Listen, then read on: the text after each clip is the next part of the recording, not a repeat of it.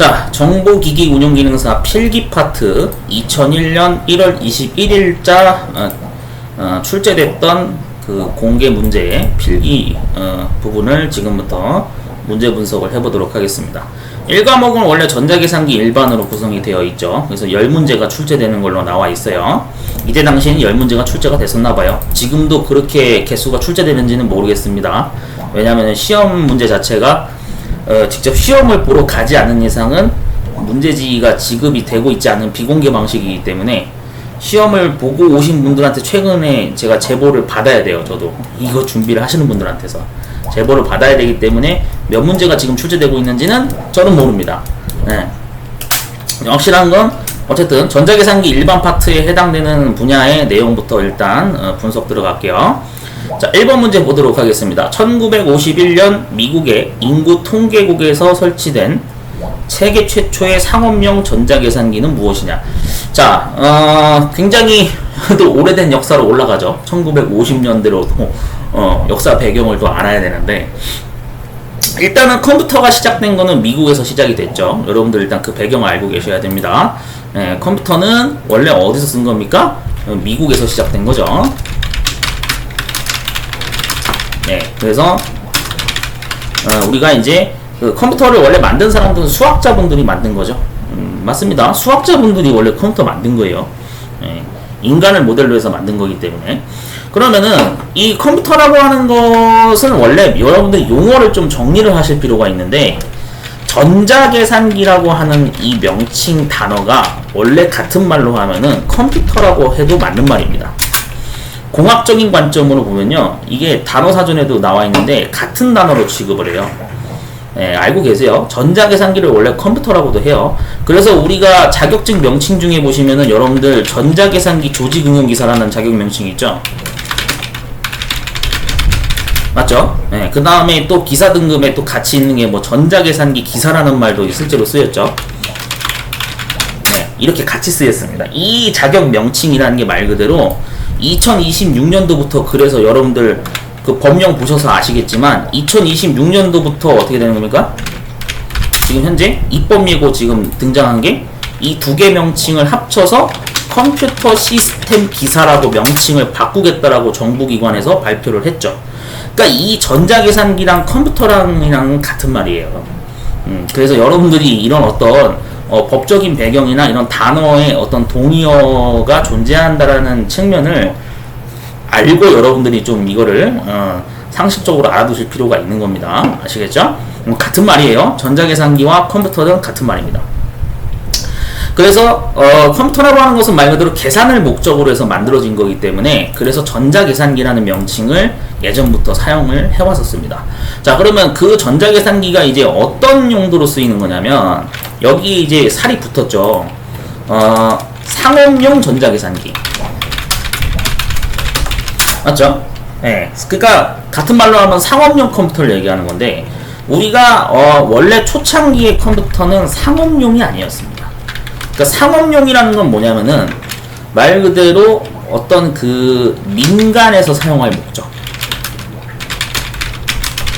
예, 이거는 민간에서 사용된 시점이 최초로 적용된 거고, 일반적으로 우리가 알고 있는 영역으로 봐야 됐을 때는 원래 미국 군대에서 먼저 컴퓨터를 사용했죠.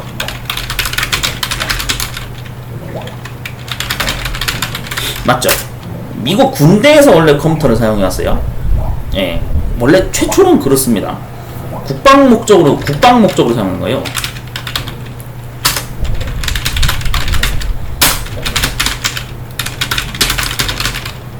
네, 처음에는 이런 목적으로 원래 사용을 했다라고 저도 배웠던 기억이 나는데, 그래서 이게 이제 군부대에서만 쓰다 보니까 일반인한테는 이게 컴퓨터가 생소해가지고 별로 알려져 있지가 않았어요. 근데 이제 그 목적 자체가 민간에서 이제 사용을 할 수 있도록, 또는 기업, 민간이나 기업입니다. 민간이나 기업에서 사용 가능하도록 그 이제 좀 컴퓨터 버전을 개조해서 탄생시킨 게 바로 최초의 상업용 전자계산기라고 해서 이거를 우리가 유니박이라고 하는 명칭을 사용하게 된 겁니다. 예. 그래서 이게 여러분 저 미국 통계청에서 유니박 원 컴퓨터를 이제 도입을 해서 사용을 했다라는 역사를 알 수 있는 대목의 이제 문제 유형인데, 이거 단어를 여러분들이 그냥 무조건 암기하기보다는 단어의 뜻을 어느 정도 풀어서 또 볼 필요가 있겠죠. 자, 유니박이라고 하는 게 상업용 전자계산기가 맞아요. 네, 이게 되는 겁니다. 그래서 유니박 1 뭐 그렇게 얘기하기도 하는데, 이게 실제 여러분 컴퓨터의 생김새를 그럼 또 일단 보셔야겠죠. 자, 제가 보여드릴게요. 미리 저 검색을 좀 해놨는데, 여기 보이시나요 이거?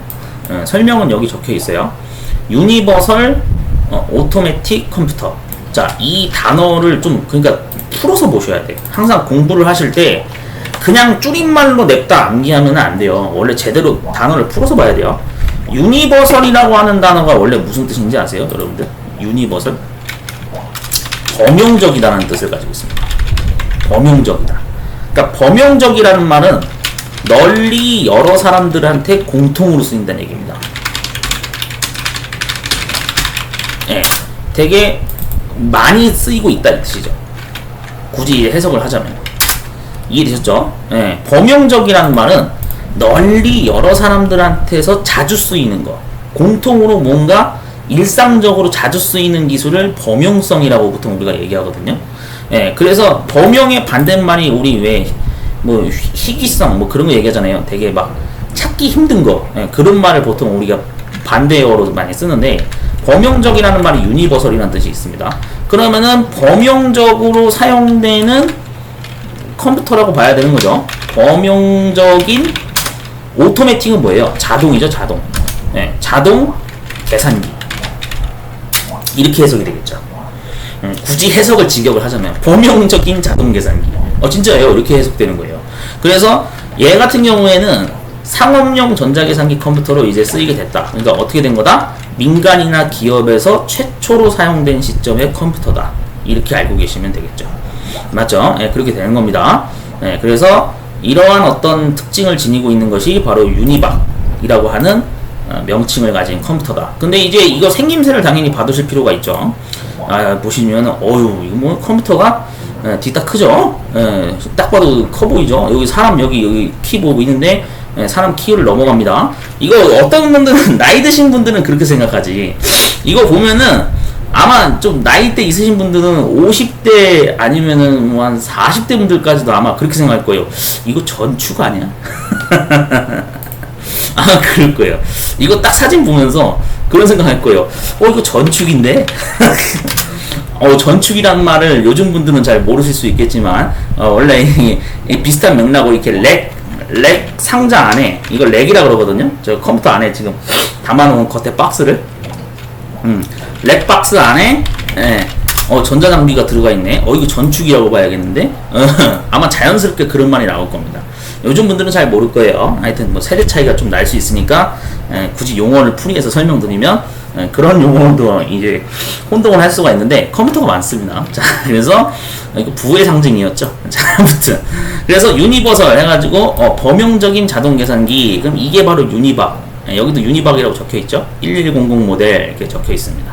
그래서 우리가 컴퓨터라고 하는 것은 바로 이런 식으로, 컴퓨터가 이게 예전에 이렇게 작지가 않았어요. 이게 왜 그러냐면, 왜 이렇게 크냐면은, 이때는 이제 기술이 아직 그 많이 발달하기 전 상태라서 그 CPU의 어떤 그 좀 크기라고 할까요? 컴퓨터가 크기가 클 수밖에 없어요. 그래서 원래 예전에 국방 목적이나 연구소 목적으로 사용하는 EDPS 컴퓨터라고 하나요? 우리가 EDPS라는 컴퓨터 용어가 있는데, 얘가 대형 컴퓨터 시스템이거든요.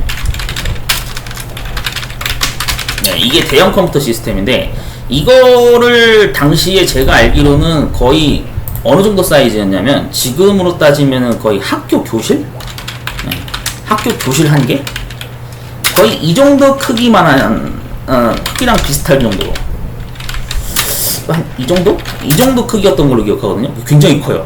그래가지고 서버실 되게 큰 학교 교실만한 크기에다가 컴퓨터를 갖다 놓고 이렇게 막 썼는데, 이게 점차 회로를 점점 촘촘하게 만들고, 전자회로를 간소화시키고, 뭔가 뭐 우리가 흔히 얘기하는 그 어떤 나노공학이라고 얘기하나요? 요즘 말로 얘기하면, 크기를 점점 줄여가는 어떤 그런 공학 기술이 발전을 하면서 지금의 CPU가 굉장히 작은 크기로 축소가 돼서 오늘날 우리가 스마트폰이라고 하는 정도의 작은 사이즈의 크기로 컴퓨터가 이제 발전을 해온 거죠. 그래서 초창기 컴퓨터는 굉장히 컸습니다. 예, 크기가 장난 아니었어요. 완전 뭐죠. 굳이 여기 그냥 제가 임의로 비교하자면 이따만한 게 예를 들어서 이게 만약에 유니박이다. 예, 이게 유니박이잖아요. 예, 이게 유니박이야. 사무실 내에 엄청 크게 차지하는 컴퓨터예요. 이 정도였는데 이게 이제 조금 더 축소되면서 어떻게 됐냐면은 이제 오늘날 우리가 알고 있는 데스크탑 컴퓨터로 이제 발전을 한 거죠.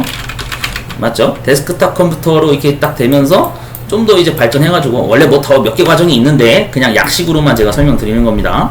네, 그래서 이게 이제 이 정도로 크기가 작아지고 좀 더 이제 회로가 더 고성능으로 더 기술이 발전하면서 축소가 돼가지고 오늘날에는 뭐가 생긴 거예요? 노트북이 또 생기게 된 거죠. 맞죠? 노트북이 데스크탑보단 작죠. 분명 그럴 거예요. 자, 그 다음에 이제 노트북에서 더 작아져서 뭐가 된 거예요? 이제는 스마트폰이 된 거죠. 맞죠? 그렇게 된 겁니다. 스마트폰. 여기다 적어야지. 스마트폰.